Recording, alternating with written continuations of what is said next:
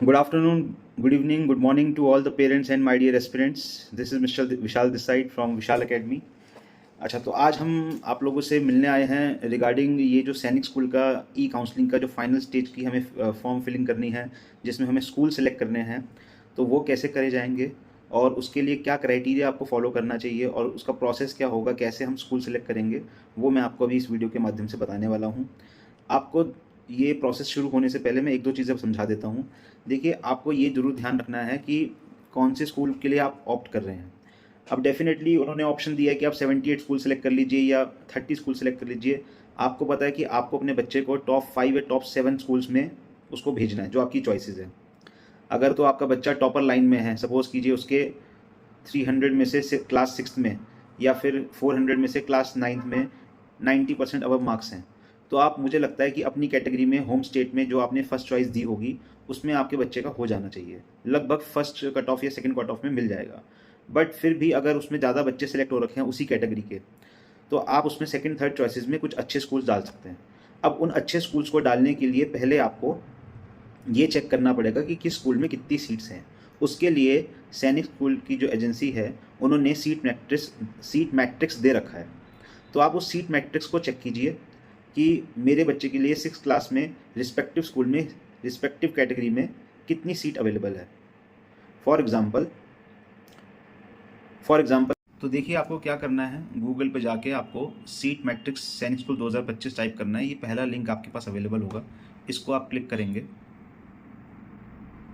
तो ये आपका एक पेज ओपन हो जाएगा। इसमें सपोज़ करते हैं, मैं अभी एग्जाम्पल के लिए क्लास 6 के लिए देखता हूँ। क्लास 6 मैंने सेलेक्ट किया, उसमें ईयर सेलेक्ट हो जाएगा सैनिक स्कूल या न्यू सैनिक स्कूल। ऑब्वियसली हम पहले जो ओल्ड सैनिक स्कूल्स हैं उसके लिए जाएंगे और 2025 ईयर के लिए हम देख रहे हैं। इसमें हम सर्च करेंगे, तो सर्च करने के बाद आपके सामने ये विंडो ओपन हो जाएगी। अब इस विंडो में समझते हैं, जैसे सपोज़ करते हैं सैनिक स्कूल गोरुकोंडा की बात करते हैं। यहाँ पर अगर कोई बच्चा होम स्टेट में है और वो अप्लाई कर रहा है होम स्टेट के लिए, तो देखिए यहाँ पर जो इसकी सीट्स अवेलेबल है, बॉयज़ के लिए 22 सीट्स अवेलेबल है, लेकिन गर्ल्स के लिए सिर्फ एक सीट है जनरल कैटेगरी में, होम में, अनरिजर्व में। इस तरीके से आप देखेंगे तो होम्स में एससी में, एसटी में, ओबीसी में एक ही सीट है आंध्र प्रदेश के बच्चों के लिए, गर्ल्स के लिए। लेकिन बॉयज़ के लिए यहाँ बहुत ज़्यादा सीट्स अवेलेबल है। तो चलिए ठीक है, नेक्स्ट स्टेप को हम समझते हैं। इन द नेक्स्ट स्टेप आपको सैनिक स्कूल ई काउंसलिंग 2025 डालना है। जिन पेरेंट्स ने ऑलरेडी रजिस्ट्रेशन कर रखा है, अब ये बस फाइनल स्टेप है, हमें चॉइसेस देनी है अपनी स्कूल की। जिन्होंने रजिस्ट्रेशन अभी तक भी नहीं किया था, इतने सारी इन्फॉर्मेशंस के बाद, रिमाइंडर्स के बाद, तो वो बच्चे एलिजिबल नहीं हैं सैनिक स्कूल के एडमिशन के लिए। अब आप यहाँ पर ई काउंसलिंग के शेड्यूल पे क्लिक करेंगे। क्लिक करने के बाद ये जो पेज है, यहाँ पर सारा इन्फॉर्मेशन आपका गिवन है रिगार्डिंग। इस पेज पे जब आप क्लिक करेंगे तो इसमें सारी इन्फॉर्मेशन गिवन है कि आपका कौन कौन से टाइम पर ये विंडो ओपन हुई थी रजिस्ट्रेशन के लिए। आपको यहाँ पर कुछ नहीं करना है, आपने ये सब ऑलरेडी फॉर्म फिल कर रखा होगा रजिस्ट्रेशन का। अब आपको डायरेक्ट इस पे क्लिक करना है, ये जो बटन है इस पे क्लिक करेंगे, ये जो होम सा बन रखा है, और आपके पास ये पेज ओपन हो जाएगा। ये पेज ओपन होगा तो आपको यहाँ पर बच्चे का यूज़र नेम, पासवर्ड और ये इन्फॉर्मेशन डालनी है और फिर लॉगिन करना है। आप साइन इन करेंगे। साइन इन करने के बाद जैसे ये हमारी क्लास एकेडमी की एस्पिरेंट है सुप्रिया, जिसका ऑलरेडी यूपी सैनिक स्कूल लखनऊ में हो चुका है एडमिशन। तो मैं आपको इस बच्चे का फॉर्म भर के दिखा रहा हूँ कि कैसे भरा जाएगा। नेक्स्ट स्टेप में इसका हम मेन मेन्यू में जाके, ये माय प्रोफाइल है, आपको जाना है चॉइस फिलिंग पे। चॉइस फिलिंग पे आप जाएंगे। चॉइस फिलिंग में जाके देखिए आपके सामने ये पेज ओपन हो जाएगा। अब इस पेज में आपके सामने सारी इन्फॉर्मेशन अवेलेबल है कि आपको किस तरीके से प्रायोरिटी देनी है और किस तरीके से आपको इसमें चॉइसेस फिल करनी है। तो ये जैसे आपको नंबरिंग दे रखी है, आप इसमें नंबरिंग डालेंगे कि ये नंबर मुझे कौन सा करना है, कौन से नंबरिंग पे आपको स्कूल ऑप्ट करना है, पहले नंबर पे कौन सा होगा, दूसरे नंबर पे, तीसरे नंबर पे, चौथे नंबर पे। ऐसे करके आप मेजर जो शुरुआत के 8-10 चॉइसेस हैं उसको कर सकते हैं। जैसे फॉर एग्ज़ाम्पल मुझे सुप्रिया के लिए पहला स्कूल जैसे ऑप्ट करना है, मान लीजिए पहला गोरुकोंडा ऑप्ट करना है। सेकंड मुझे सपोज़ कीजिए उसके लिए ये मैंने नालंदा को सेकंड कर दिया, ठीक है। और जैसे थर्ड मैंने उसके लिए सपोज़ कीजिए कुंजपुरा थर्ड कर दिया। ये सब आपको डिपेंड करेगा आपके सीट मैट्रिक्स पे। आपको पहले से चेक करना पड़ेगा कि किस स्कूल में कितनी सीट अवेलेबल है। उसके बाद जैसे 5th 4th मैंने उसके लिए इसको ऑप्ट कर दिया, 5th हमने मान लीजिए बीजापुर ले लिया। ऐसे करने के बाद जैसे इम्फाल हमने उसका 6th ले लिया। उसके बाद हमने 7th जैसे उसका ये भुवनेश्वर वाला, अच्छा ये एम्प्टी नहीं रहना चाहिए, तो कुछ भी आप इसमें फिल कर सकते हैं। इसको ओके करने के बाद कुछ फिल करेंगे नंबरिंग, जैसे कपूरथला हमने 7th चॉइस डाल दी, एंड सो ऑन। जैसे घोड़ाखाल हमने उसकी 3rd चॉइस डाल दी। ऐसे करके हमने ये बाकी कैटेगरीज को आपको फिल करना ज़रूरी नहीं है। एक बार अब इसमें इंस्ट्रक्शंस रीड कर लीजिए। देखिए ये लॉक द चॉइसेस का ऑप्शन पहले यहाँ पर, लॉक द चॉइसेस से पहले यहाँ पर आएगा एडिट द चॉइसेस, वो मैं ऑलरेडी क्लिक कर चुका था। तो एडिट द चॉइसेस वाला ऑप्शन क्लिक करने के बाद लॉक द चॉइसेस आएगा। लॉक द चॉइसेस क्लिक करने से पहले आपको पहले यहाँ पर सारे ये कैटेगराइजेशन करना पड़ेगा, प्रायोरिटी डालनी पड़ेगी कि कौन सा स्कूल आप किस प्रायोरिटी पे लेना चाहते हो।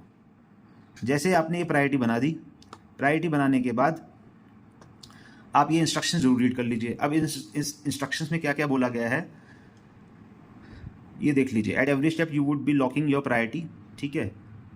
उसके बाद ऑल इंडिया रैंक के अकॉर्डिंग जो है आपको स्कूल अलॉट किया जाएगा आफ्टर लॉकिंग योर चॉइसेस, ठीक है। एक बार चॉइसेस लॉक कर दी आपने तो उसके बाद चेंजेस पॉसिबल नहीं होंगे। Once the choices filling window is close, no change in your choice of priority of school is permitted. तो ये चीज़ बहुत ज़रूरी है।